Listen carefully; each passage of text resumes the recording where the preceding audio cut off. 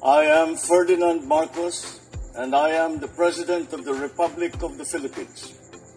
I stand today on behalf of 110 million Filipinos. Hello people and hello universe, it's me again. Shout out sa inyo mga kababayan. Hello. Nakikita nyo guys yung nakikita ko. Ayan, nalit kong i-upload ito pero kailangan ko i-upload talaga. See? Yan po ay, dyan po yan sa Tawi-Tawi, itong last May 24, 2024. Ang bagong Pilipinas, service fair, alam nyo naman po, si Speaker po ang naka-assign dyan, ang nangunguna no, sa pag-distribute ng tulong sa ating mga kapatid na mga Muslim. Nakikita nyo yung subtitle sa screen, yan po ang sinasabi ni Speaker Martin. Hindi ko pwede parinig guys kasi mayroong ayan, 5,000 beneficiaries. Wow, grabe. Ikaw, baka makapiright tayo, okay? At least, mayroon tayong ebidensya na talagang nagtatrabaho at tumutulong itong gobyerno, especially ang House of Representatives. Yan, yung mga congressman, kasama-kasama sila lahat dyan, tulong-tulong. Naku, sako-sakong bigas, mga kababayan. Ito ang pinakamaganda sa bagong administration ngayon. Kasi tulong-tulong itong magpinsan 3,000 cash assistant through DSWD AIS. Wow!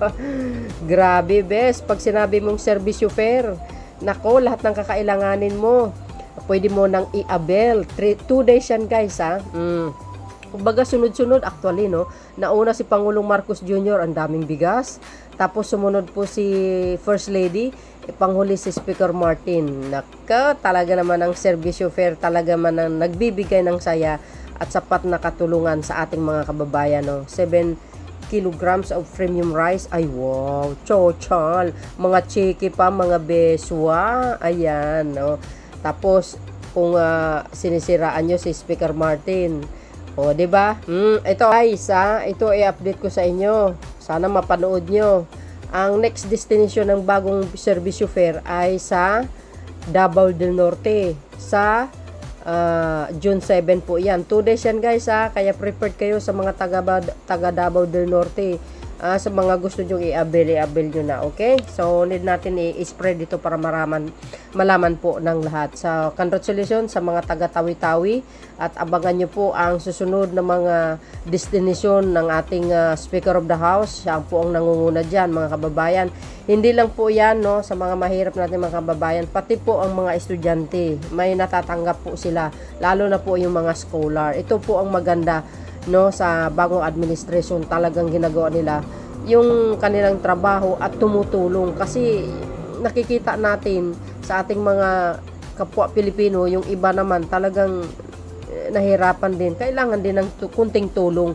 Hindi naman araw-araw guys ang tulong, ngunit at least nadama din nila ang yakap ng bagong pamahalaan sa pamumuno ni Speaker of the House, of course, sa mga congressman. Kudos po sa kanila, sa mga bawat ahensya ng gobyerno. Maraming salamat sa kanila, mga kababayan.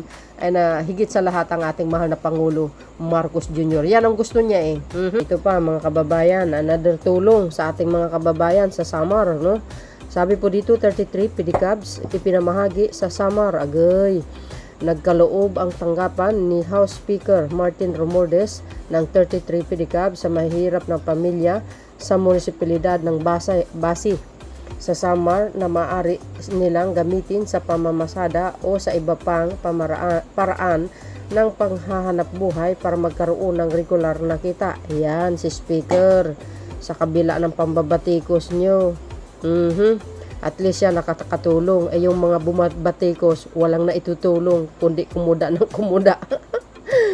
Sabi po guys ng Pilipinas Today ito, okay? Sabi po dito guys, katuwang ni House Speaker Martin Romualdez sa pagkakaloob ng mga pangkabuhayan pedicabs, ang tingog party list ni na Representative Bieda Marie Romualdez at Jude Asidri sa pakikipagtulungan sa Department of Labor and Employment, which is ang DOLE. Ayan, dapat ganyan ng mga mambabatas.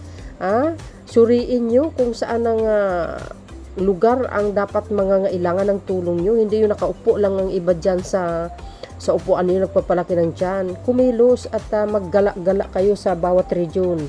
Kung talagang mahal nyo yung bayan nyo, basuriin nyo sa kasuluk-sulukan ang tulungan nyo, yung mga mahihirap sa pinaka laylaya ng bansang ito, di kayo naloka. Yan si Speaker, mga kababayan. Tahimik, parang si Pangulong Marcos Jr. lang. At ito pa, oh. So, yun mga kababayan. Another tulong. Maganda ito guys, ha. Sa sports naman tayo. Sabi ni Speaker dito, oh. Tingnan nyo. Ito maganda kay Speaker, no? 2 Paris-bound Pinoy athletes may pabaon mula kay Speaker Romualdez. O, di kayo naloka.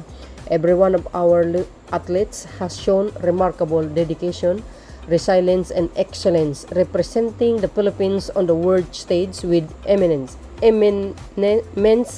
pride and honor. We are here to support you in every way possible, ensuring you have the resources needed to succeed in Paris.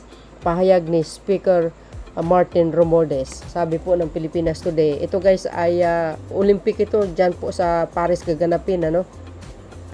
Sabi po dito guys. So, basahin natin. Okay? Ayan o. Wow. Di kinaloka. O, namahagi ng financial support ang Office of Speaker Romualdez sa 2 pang Paris Olympics bound Pinoy. Ayan. Bound Pinoy gymnast na sina Libby Jong Rubibar at Carlos Idriel Yulo. Oh, wow, sikat ito si Yulo guys sa gymnastic. Sa simpleng seremonya na ginanap sa House of Representatives ngayong Huwebes, May 30, each one of you has faced numerous challenges and made countless sacrifices to reach this point.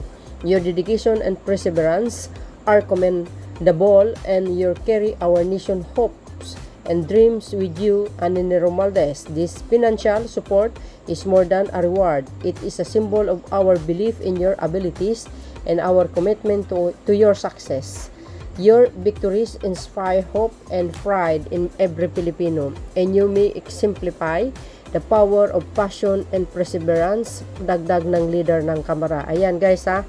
Well, alam nyo ba, ang Pangulong Marcos Jr., lahat po ng nanalo, no, representing ng Pilipinas, binibigyan ng reward yan guys ha. 500,000, 200,000. Nakikita po natin, may upload ako yun ng last year na.